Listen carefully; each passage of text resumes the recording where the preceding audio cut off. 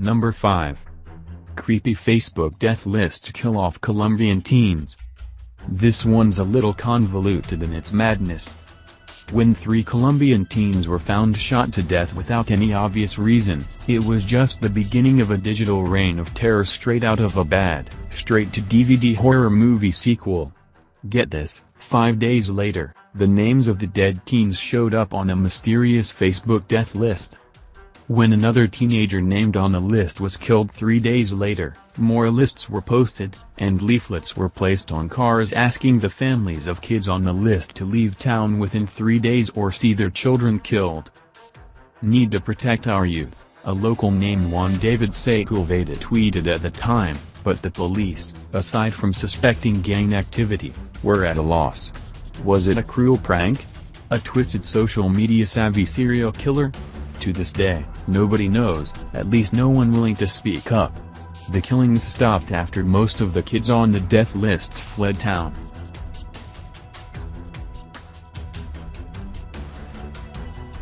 Number 4. Wife killed for changing FB status to single. Even adults aren't immune from crimes of murderous cyber jealousy.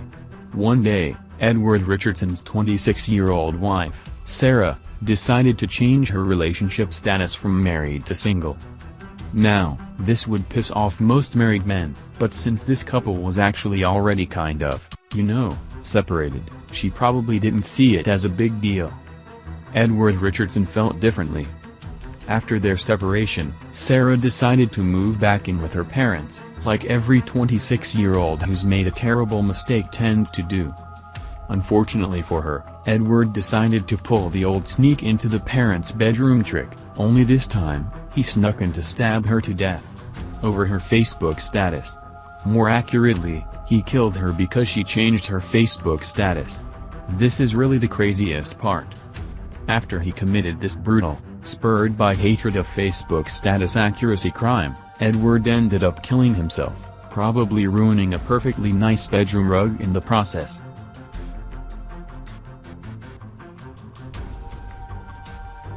Number 3.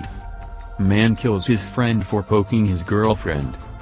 Scott Humphrey, 27, was sent to jail after he repeatedly punched his friend, Richard Rovetto, 29, in a cab on the way back from a guy's night.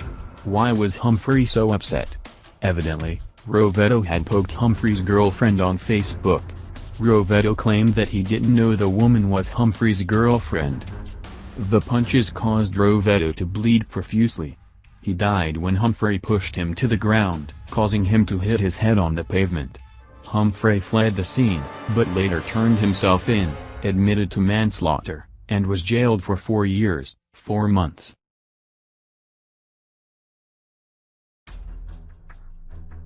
Number 2. Middle-aged woman seduces teenage boys with fantasy Facebook profiles, then kills them off. The craziest, most ridiculous social networking killer wasn't actually a killer at all. The only murders this woman committed took place in her own deranged imagination. In a twisted, sadistic scheme taken to bizarre extremes, 28-year-old New Zealander Natalia Burgess spent months creating Facebook and Bebo profiles for fake, attractive teenage girls. She gave them very specific, very fancy names, like George Williams, Becca Maria Julian, and Abby Jane Zoe William. No word on whether she went overboard with a baby name book or just imagined these fictitious chicks as strippers. Her goal, seducing dozens of teen schoolboys into online relationships. As if that wasn't I belong on to catch a predator enough, Natalia would then kill off the fake girls in tragic accidents or suicides, using other made-up personas to break the news on, you guessed it, Facebook. The girls' online boyfriends were traumatized and devastated. Over 40 teen boys have been identified as victims of her internet mind games.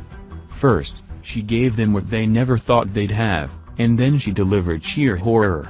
Her deranged manipulation was discovered only when another 22-year-old woman found her own photographs in an online memorial video for one of these fake internet hotties, a girl named Abby. Natalia Burgess was sentenced to 2 years and 2 months in prison.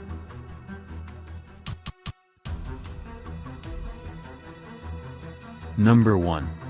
Dad murders ex-wife to stop her child support FB posts. Adam had had enough of ex-wife Lisa's passive-aggressive Facebook posts about his child support payments, so he cut the passive and just got aggressive. One evening, he beat her with a hammer before slashing her neck. Then he left her body for the couple's 5-year-old son to discover the next day.